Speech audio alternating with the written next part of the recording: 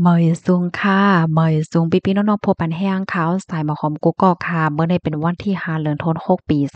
2025ในตอนรายการเฮาค่ะตอนในที่ว่าเนาะพี่น้องค่ะมาถอมมาลิเพนด้วยเกี่ยวกับเลยลองว่าก้นหามิ้วใน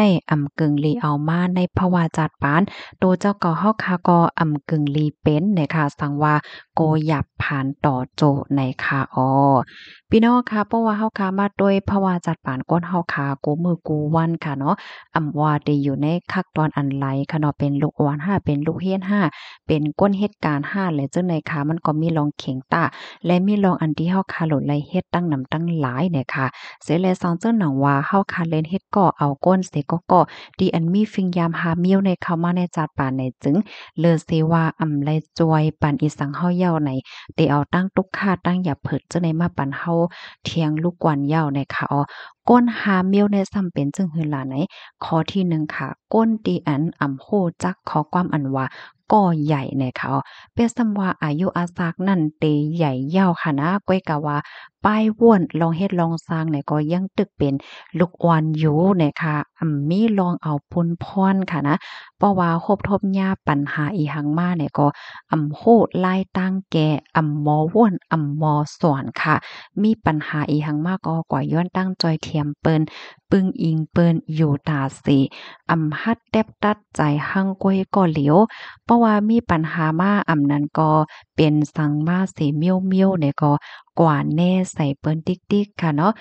ยอมรับลองอันตัวเจ้าเก่าเลยฮิตพิษเปิงกว่าเยาก็มอหาลายตั้งแก่ค่ะก้นจึงหนังในจุกมันไลเนอโตเจ้าเก่าปอละซื้อๆก็เปโตเนี่ยค่ะสังว่าสู่เจ้า มีอ้อยก่อนั้นก็ก้นในจัดปานมีฟิงยามจึงไหน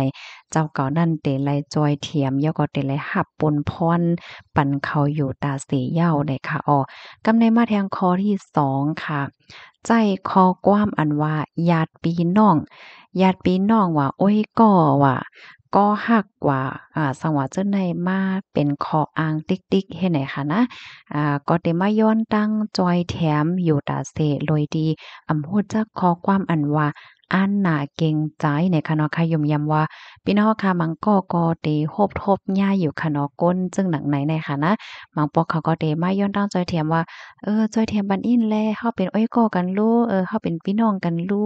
ว่าซังว่าเจ้านายเฮ็ดแหนเนาะเพราะว่าจอยก็ใจอ้อยก่อกันนี่เป็นอ้อยก่อกันลูจอยอิ้นแลเนี่ยค่ะเนาะเพราะว่าจอยก็อย่าปอกที่1ปอกที่2ที่3เขาเนี่ยก็ ยังตึกมาจอยอยู่เด็กๆโหจักขอความอันว่าเกรงใจอันหนาค่ะเนาะแล้วก็ม่วนสอนเพิ่นสอนเฮาแหน่ก้นจึงหนังไหนแน่ลีโกแต๊ๆเนี่ยค่ะนะเขาก้อยเดมาเปิงอิงเดมาย้อนตั้งจอยอยู่ตัดเสเพราะว่าวันไหลที่ว่าปันเหย้าเนี่ยเขาก็เดกว่าลาดว่าหลีว่าจังหวัดเจ้าไหนให้ไหนน่ะเนาะเขาเดเน่ว่าหลีกว่าแปดเฮ็ดไหนนะกำในมาแทงคอที่3ค่ะก้นตีเกียกสร้างปัญหาก้อยกาว่าหาลายตั้งแก่แล้วก็บ่แก้หั้งก้อยโตเจ้าเก่าในค่ะนะพี่น้องค่ะจงยามหันแม่นก็บ่ค่ะนะก้นหมังก้อใน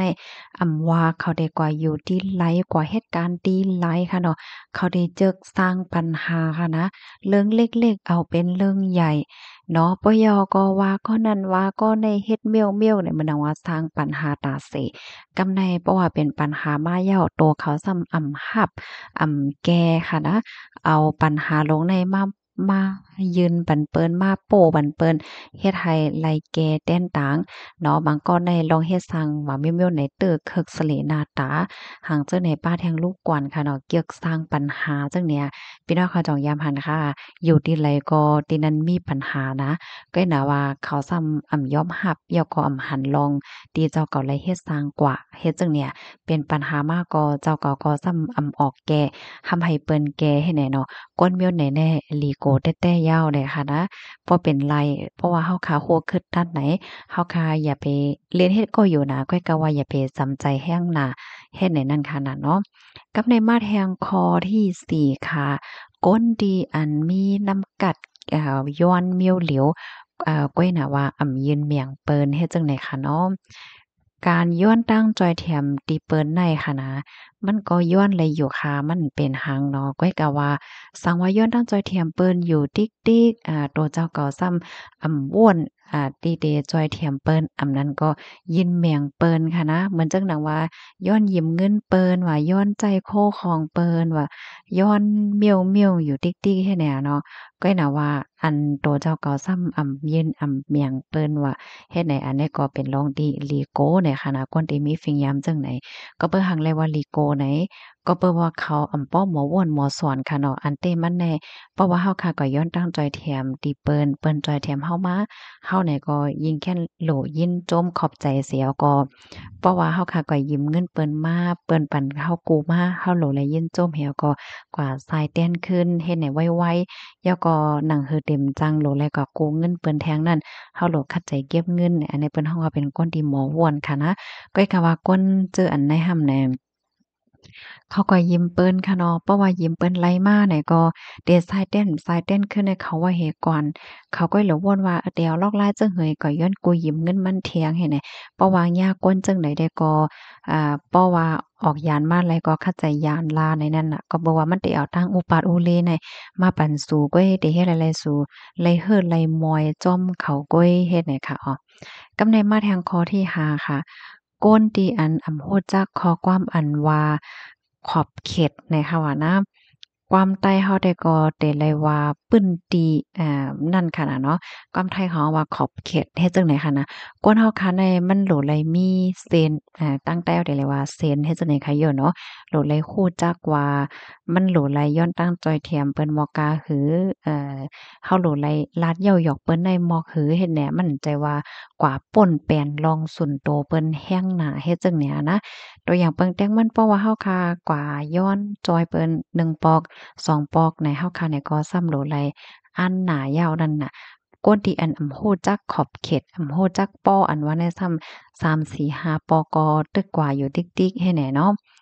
มีข้อความอันว่าเกรงใจอันหนาค่ะ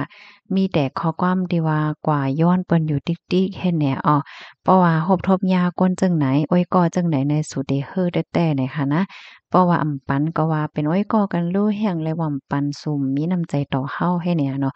เพราะว่าปันเนี่ยก็มันทำใจว่าไลกว่าเหย้าแต่ยินโจมเหี่ยวก็ได้หาไล่ตังปกป้องตัวเจ้าเก่าค่ะนะเพราะว่ายามไลแล้วก็ซัมมาย้อนอยู่ติ๊กๆแค่เนี้ยนะแต่ว่าเพราะว่าหบทบยาก้นจังไหนในแต่เฮ็ดให้เฮอมอยก้อยเนี่ยค่ะเนาะ จอยก็อำหลีจอยก็อำหลีอันว่านั่นยาวน่ะค่ะอ้อค่ะอันเขาให้ต้องไว้แต่ก็การที่เฮาคาจอยแถมเปิ้นให้เป็นรองติหลีมันผิดเนี่ยค่ะก้อยกะว่าเฮาคาโลไลทัดด้วยหลีๆว่าก้นที่อันเฮาคาแต่จอยนั่นเขาทบตั้งอย่าเผิดได้ห้าเขาเป็นไผปยก็ฟิงยามเขา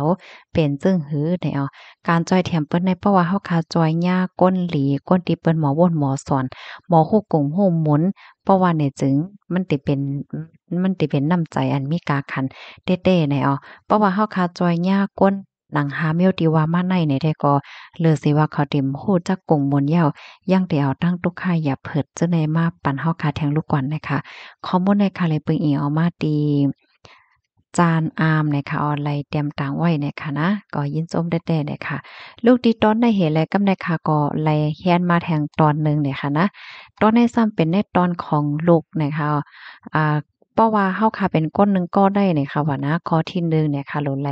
รับหน้าที่ปนพรตัวเจ้าเก่าไฮไลต์เนี่ยค่ะนะว่าเฮาค่ะได้เฮ็ดได้สร้างหังเพราะว่าอายุเฮาค่ะ20ปีขึ้นแล้วอย่าไปกับปันอุปาทอุเลเปิ้นเนี่ยค่ะเนาะมันจึงนังว่าพ่อแม่ว่าซังว่าเจ้านายเฮ็ดให้ค่ะนะกับในข้อที่2เนี่ยค่ะเฮาค่ะรู้และคัดใจออกป้ายว่นเหี่ยวก็คัดใจเฮ็ดสร้างหังปองหังก้อยตัวเจ้าเก่าและเย้าเนี่ยค่ะอย่าไปกลุ้มใจใหญ่พ่อแม่ ไปให้พ่อแม่มาเฮ็ดมาสร้างปันอยู่ติ๊กๆเนี่ยค่ะกับในข้อที่3เนี่ยค่ะเฮาค่ะโหลเลยมีปักมีเปิงโหลเลยมียังอ่านในภาวะจาดปานโตเจ้าเก่าเย้าเนี่ยค่ะอย่าไปกลุ่มเล่นเกมต้วยจึงให้นั่นอยู่ติ๊กๆโหลเลยวนวางแผนตอนตาอนาคตโตเจ้าเก่าเย้าเนี่ยค่ะข้อที่4เนี่ยค่ะเนาะ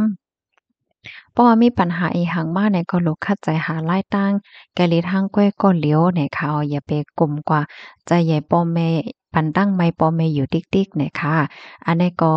ปะตอนตาก้นหนุ่มค่ะนะที่อันอายุ18ปีขึ้นเนื้อยาวเนี่ยค่ะอย่าไปปันโอปาดโอเล่ปอแม่เนี่ยค่ะโหลไหลล่มลาดด้วยถึงตัวเจ้าเก่าไหลว่นวางแผนตอนแต่อนาคตตัวเจ้าเก่าว่าเนี่ยค่ะพี่น้องค่ะฮับถอมยาวหันถึงจึงหือเพราะหันถึงว่ามีพรหลีเนี่ยก็ใจกันสะเปิ้นแพ่แช่กว่าเสกำค่ะนะสังว่าให้เพิ่มแถมแทงจึงหือก็เพิ่มแถมมาลาอยู่ค่ะย้อนให้อยู่ลีกินวานในรถเพกันค่ะมอยซุงค่ะ